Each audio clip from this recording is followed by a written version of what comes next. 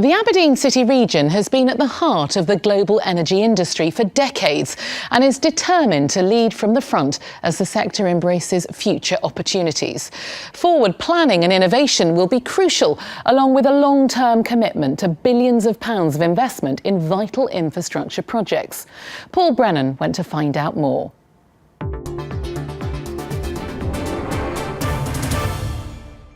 With its iconic skyline and bustling port, Aberdeen is well known as a global hub in the oil and gas sector. But these are challenging times for the industry. Nevertheless, it's proving to be a true renaissance region. Billions of pounds has been spent on infrastructure, including one of Europe's biggest road building projects, a master plan to transform the city centre, a new conference and exhibition centre and a deep water port.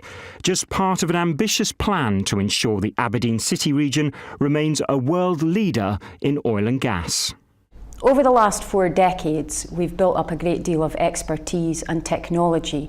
We believe that we can export that around the world. We want to anchor the supply chain here in the northeast, where that expertise has been built up. And we want to support the supply chain to make sure that they can do business from this area for many, many years to come.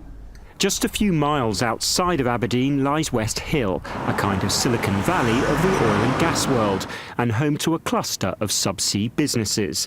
In addition, the Energetica initiative has encouraged many oil, gas and associated businesses to set up here. The Energetica corridor is the corridor which exists from the very north of Aberdeen reaching up to Peterhead, one of our northern towns. And that area is marked by some spectacular coastlines, some spectacular beaches, world-class leisure opportunities, rapidly improving digital and physical road infrastructure. And what we're hoping to do is to attract some real cutting-edge technology clusters there where people are attracted by the success of others. Where we have the employment land available, we have fantastic public services there.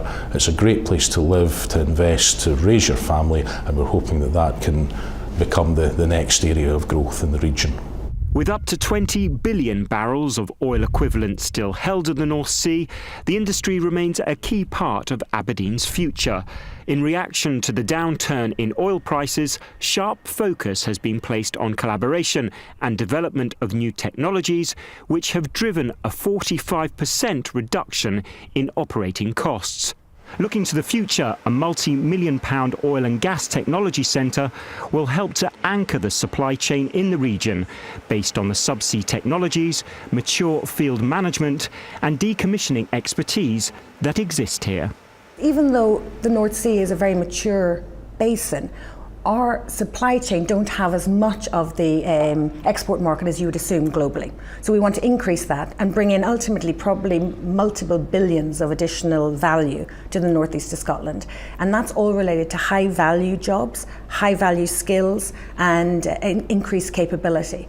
And it would further increase not just beyond the supply chain, but also into the university capability. Because one of the aims of the technology centre is to create centres of excellence. Aberdeen's 2 universities are key partners in supporting the next generation to fully exploit the opportunities the region offers.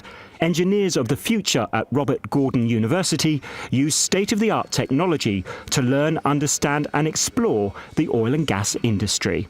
There's lots of different training opportunities in the oil and gas industry itself, and it's often on the forefront of technological sort of development. There's a different challenge every day, I'm finding anyway, when I'm working. So it's a good industry to work in. Aberdeen-born Sir Ian Wood is one of the most respected figures in the oil and gas sector. He has committed £25 million of his own money to Opportunity North East, aimed at anchoring the oil and gas supply chain and diversifying the region's economy.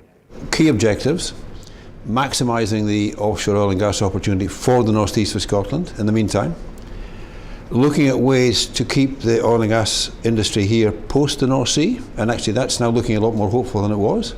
And then thirdly, broadening the economy, diversifying and developing. We've chosen food, drink and agriculture, life sciences and tourism as 3 industries alongside oil as the key planks we're going to try and build up and maximise. Despite the changing times, it's clear that the Aberdeen City Region is very much open for business, with oil and gas at the heart of a vibrant and diverse economy.